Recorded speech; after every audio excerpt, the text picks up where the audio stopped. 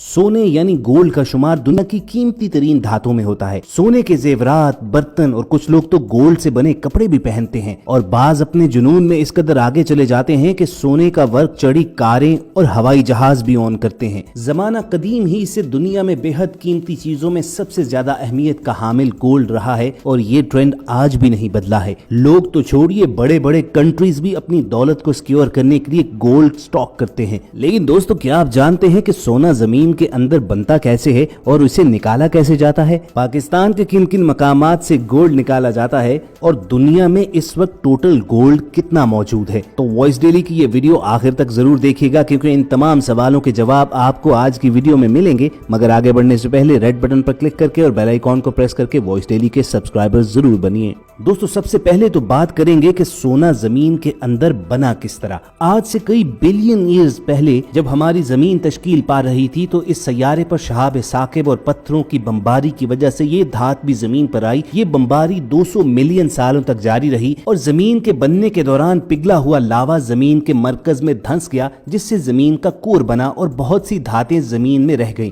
दूसरे सैयारों से आने वाली ये धातें बेहद कीमती थीं। इनमें गोल्ड और प्लैटिनम भी था, जिनका कुल वजन अरबों टन था। चूंकि ये तमाम कीमती मेटल जमीन के कोर में पड़ी हुई थी, चुनाचे करोड़ों साल तक ये खजाना इंसानों की पहुंच से दूर ही पड़ा रहा। लेकिन पिछली सदी में इन कीमती धातुओं खुसूसन गोल्ड को निकालने का अमल टेक्नोलॉजी के एडवांसमेंट के साथ ही शुरू हुआ। तो चलिए जानते हैं कि जमीन के अंदर से सोना तलाश किया कैसे जाता है। तो दोस्तों, ये काम भी बिल्कुल तेल और गैस के जखायर का पता लगाने वाली टेक्नोलॉजी के जरिए ही होता है। इस टेक्नोलॉजी को ground print reading radar, in short GPR कहा जाता है। GPR उस इलाके की खुसूसियात को रिकॉर्ड करता है जिसकी बिना पर पता चलता है कि इस जमीन में कौन कौन सी धातें मौजूद हैं। ये अंदाजा लगाने के बाद इस काम के लिए जमीन के अंदर ड्रिलिंग करके थोड़ी थोड़ी मिट्टी निकालकर उसे टेस्ट किया जाता है, जिससे मालूमात कंफर्म हो जाती हैं। इसके अलावा अंडरग्राउंड गोल्ड, सिल्वर और कॉपर के जखायर तलाश करने के लिए VLF टेक्नोलॉजी भी इस्तेमाल की जाती है। इसके लिए जमीन के अंदर लहरें भेजी जाती हैं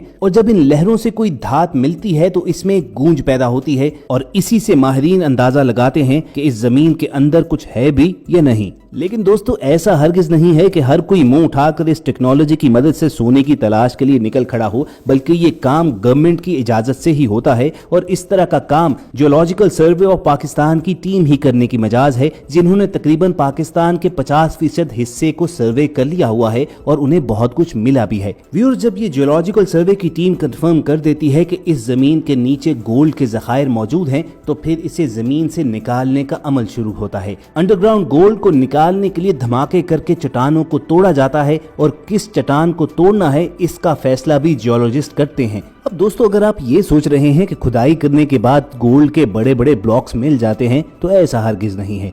सोना निकालने वाली कंपनीज को गोल्ड के जखायर वाले इलाकों में 300 से 500 मीटर की गहराई तक जमीन को खोदना पड़ता है और उस गहराई से बड़े बड़े पत्थर निकाले जाते हैं। वो इसलिए कि सोना किसी एक जगह पर इकट्ठा मौजूद नहीं होता है। उसके बाद इन पत्थरों को बाहर निकालकर मशीन की मदद से बारीक रेत की सूरत में पीस लिया जाता है। इस काम को करने में कई घंटे लग सकते हैं।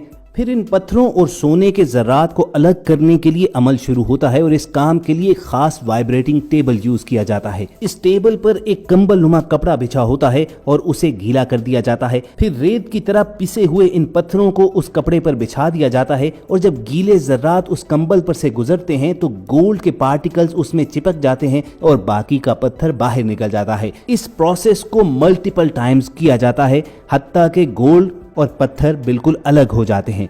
गोल्ड हासिल करने के प्रोसेस का अगला स्टेप इस कंबल को धोना होता है। पानी में कंबल को धोने से सोने के जर्रात बिल्कुल अलग हो जाते हैं और उसके बाद इन जर्रात को पिघलाकर जोड़कर इनको बिस्किट, स्लेट्स और दीगर शेप्स में महफूज कर लिया जाता है।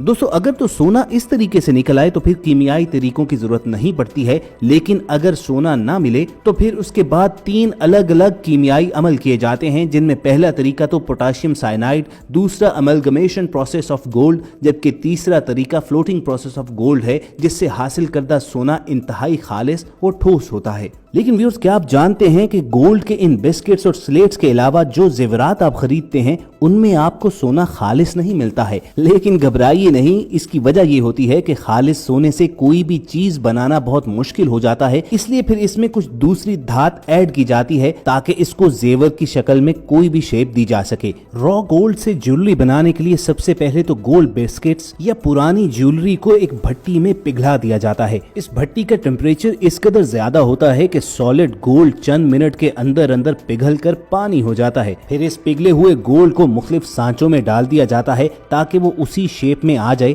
जिस शक्ल में उसे बनाना है। अब दोस्तों, गोल्ड बेकिंग फैक्ट्री का यहाँ तक का प्रोसेस देखा जाए तो बिल्कुल लगता है कि ये बेकिंग जैसा आसान सा अमल ही है, लेकिन असल काम इसके बाद शुरू होता है, जिसमें गोल्ड से बनी इन रॉ चीजों के ऊपर पॉलिश और इनकी रगड़ाई और डिजाइन बनाना होते हैं। गोल्ड की रिंग हो या कड़े, इन पर डिजाइन और इनकी पॉलिश मशीन के जरिए भी की जाती है और हाथों से भी। मशीन के जरिए ज्वेलरी मेकिंग का प्रोसेस ज्यादा फास्ट भी होता है और इसमें गोल्ड की वेस्टेज भी कदरे कम होती है। दुनिया भर में कई ऐसी बड़ी फैक्ट्रीज मौजूद हैं कि जिनमें एक एक किलो सोने की बार से लेकर चंद ग्राम की गोल्ड रिंग भी तैयार की जाती है।